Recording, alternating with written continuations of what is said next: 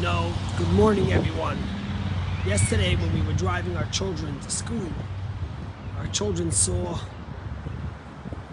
the teachers on the picket line on strike, and we heard the news that 9,000 students all over Brookline who go to public school were not able to go to school yesterday because there was a strike. My kids are blessed to go to private school, to Jewish day school, and they were at school. I'm glad, of course, to hear that today the teachers, our students are back. And without getting into which side or what side is illegal to strike in Brookline, in Massachusetts, it's not legal. Who's at fault, who's not at fault, that will leave for a different day. But I wanted to speak about something that talks to the core of workers and employers and employees and who we work for, etc., etc. Last week I saw on the news that there was this 100-year-old man. His name was Walter Orthmann. He lives in Brazil, and he celebrated getting into the Guinness World Record for the longest time working for the same company. This man, when he was 15 years old, in 1938, which was the tradition in Brazil that young men went to work to support the families, his mother took him to this textile company that he started working for in 1938. And Guinness World Records confirms that he's working for the company for 84 years and some odd days. 84 years at the same company. And in fact, the law in Brazil is that after 40 years, you need to retire.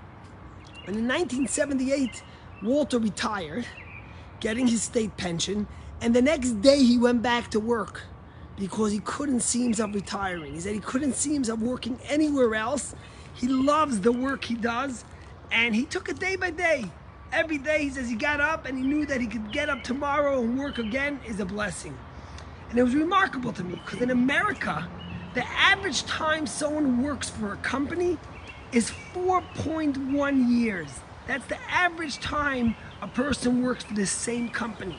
People are always changing companies, looking for something better, being hunted by a better company, trying to get a buyout, etc., etc. And here this man is working for the same company for 84 years. It made me think about perspective that the Torah portion gives us. This year we read the Torah portion of Bahar. And in Bahar we read about the Jubilee year. We had 7 years. You have the 7-year Shemitah, the sabbatical year. When you count 7 times 7 is 49. And after 7 sabbatical years, the Torah tells us to have a Jubilee year.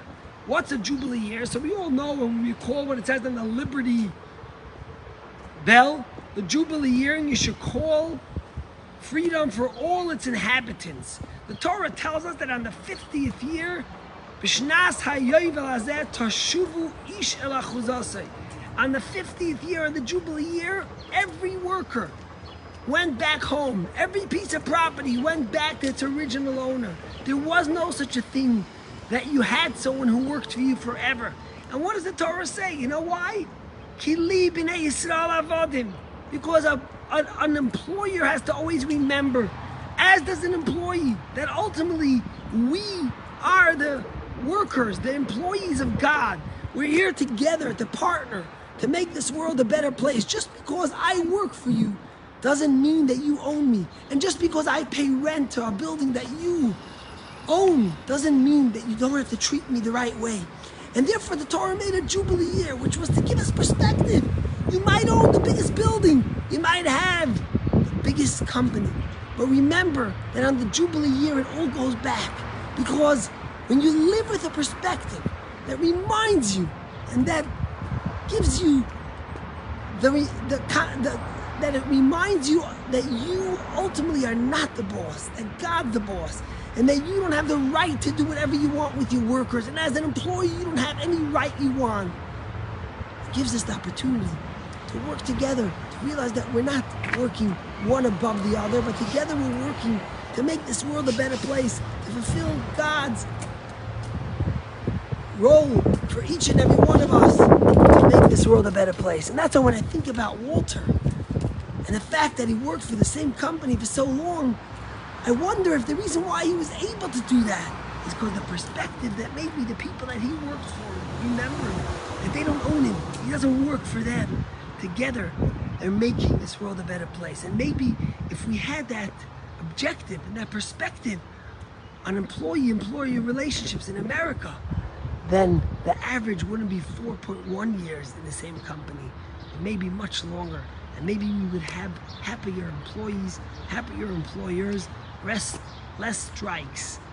Freedom for all reminds us that ultimately we all answer to the same person, which is God. God bless you. Have a great day.